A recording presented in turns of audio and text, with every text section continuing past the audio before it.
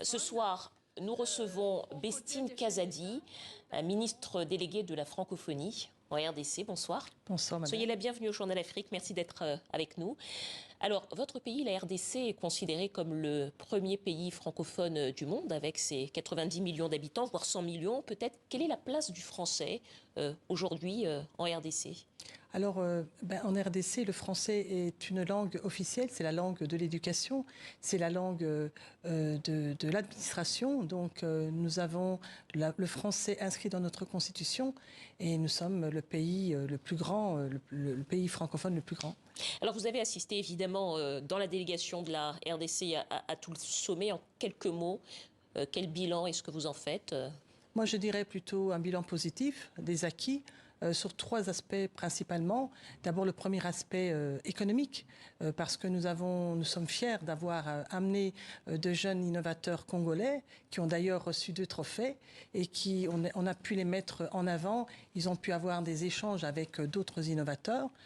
Également, au niveau culturel, les échanges, la diversité culturelle qui a été partagée au niveau du village de la francophonie, et au niveau politique, un consensus international, parce que vous savez, tous les 2 ans, s'organise au niveau de l'OIF le sommet des chefs d'État et de gouvernement, et il y a toujours un comité de rédaction qui donc s'occupe de rédiger des résolutions sur les pays de l'espace francophone en crise, en post-crise ou en consolidation de la paix.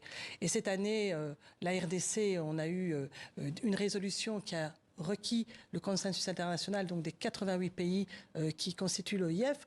Bien sûr, le Rwanda a émis 2 réserves sur les dispositions, mais le consensus, parce que résolution qui indique que... les résolutions qui indiquent d'abord, on réaffirme le principe le principe de l'intégrité territoriale de la RDC, bien sûr, dans le conflit à l'est de la RDC, du pays, de la RDC.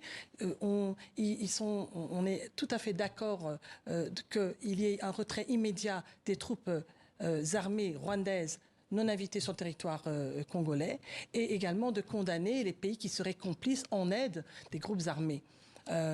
Alors justement, puisqu'on parle de ce conflit dans l'Est de la RDC, ce sommet a été marqué par un incident notable, puisque le président Tshisekedi a quitté le sommet hier dans la matinée, ce qui veut dire qu'il n'a pas assisté au huis clos des chefs d'État, ça veut dire qu'il n'a pas non plus participé au dîner qui a été offert par la secrétaire générale de l'OIF. Est-ce qu'avant de quitter le sommet, le président Tshisekedi vous a dit, à vous, le reste de cette délégation, pourquoi il ne souhaitait pas rester? Quelle était la raison officielle? Est-ce qu'il vous en a parlé?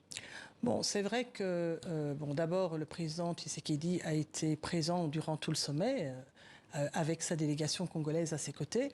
C'est vrai que la République démocratique du Congo a été frustrée du discours qui a été dit par le président Emmanuel Macron lors de l'inauguration du sommet à Villers-Cotterêts.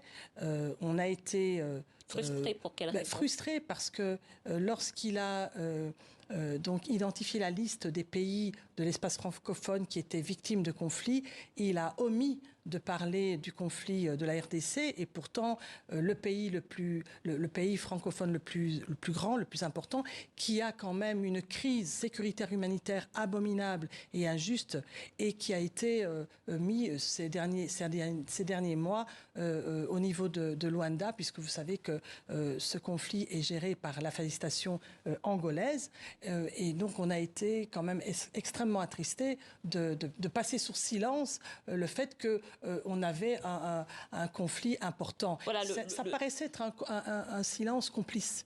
Voilà, c'est-à-dire que le président, pour resituer les choses dans le contexte, le président Emmanuel Macron n'a pas nommément cité la RDC lorsqu'il a parlé des conflits en zone francophone, mais je vous propose d'écouter peut-être tout de suite la réponse justement d'Emmanuel Macron à cette question que lui posait un journaliste au cours de la conférence de presse de clôture sur sa position et sur la position de la France justement sur le conflit dans l'Est de la RDC. On écoute. Je retiens surtout qu'hier j'ai passé 1h30 en tête-à-tête avec le président Tshisekedi, et donc il sait l'engagement de la France sur ce sujet, comme j'ai passé 1h30 en tête-à-tête avec le président Kagame ce matin. Et donc oui, la France, la francophonie reste mobilisée pour résoudre cette crise qui impacte gravement la RDC. et je réitère notre solidarité. Nous condamnons la violence, les actions de tous les groupes armés opérant en RDC et les atteintes à sa souveraineté territoriale. Et il n'y a pas d'ambiguïté sur ce point. Hier, je l'ai dit moi-même, je n'ai été que parcellaire dans les citations et il y a beaucoup de crises, de tensions, de situations de guerre que je n'ai pas citées. Voilà, peut-être une question précise à ce sujet. L'OIF est aussi une instance politique. Elle vise à faciliter aussi les résolutions de conflits, notamment entre pays francophones. La secrétaire générale de l'OIF est rwandaise. C'est l'ancienne ministre des Affaires étrangères du Rwanda. Est-ce que vous considérez en RDC que tant qu'elle est en poste comme secrétaire générale de l'OIF, eh bien, cette organisation ne sera pas apte à être un facilitateur neutre dans la résolution du conflit dans l'est de la RDC? Question. Bon, d'abord, je voudrais réagir à l'attitude qu'a eu le président Macron lors de la conférence de presse. Donc nous avons apprécié puisqu'il nous a rejoints au niveau de nos opinions. Il a réagi rapidement quand il s'est rendu compte de la tension qu'il avait pu causer lors de l'ouverture du sommet à Villers-Cotterêts. Donc il nous a rejoints puisqu'il épingle, il réitère ce principe d'intégrité territoriale, également le retrait des M23 et également il condamne les troupes étrangères rwandaises qui sont sur notre territoire. Donc ça, c'était une mise au point qui était très importante pour nous, la RDC. Maintenant, la deuxième question que vous m'avez demandé, à savoir... si vous considérez que tant que Mme Mushikewa sera secrétaire générale de l'OIF, est-ce que vous considérez que cette organisation n'est pas apte, n'est pas suffisamment neutre pour... faciliter à la résolution de ce conflit? Écoutez, le constat, il est clair. Moi, je regarde les résultats. Madame Louise Mushikiwabo vient d'initier une mission d'information qui aura lieu dans les mois qui suivent en République démocratique du Congo. Il lui a fallu 2 ans. Vous imaginez 2 ans pour initier une mission d'information. C'est important, oui, mais certes peu suffisant. On a l'impression... Le bilan n'a pas été suffisamment important sur cette question. Pas beaucoup d'implication, pas beaucoup d'engagement de l'OIF sur la situation de crise en RDC.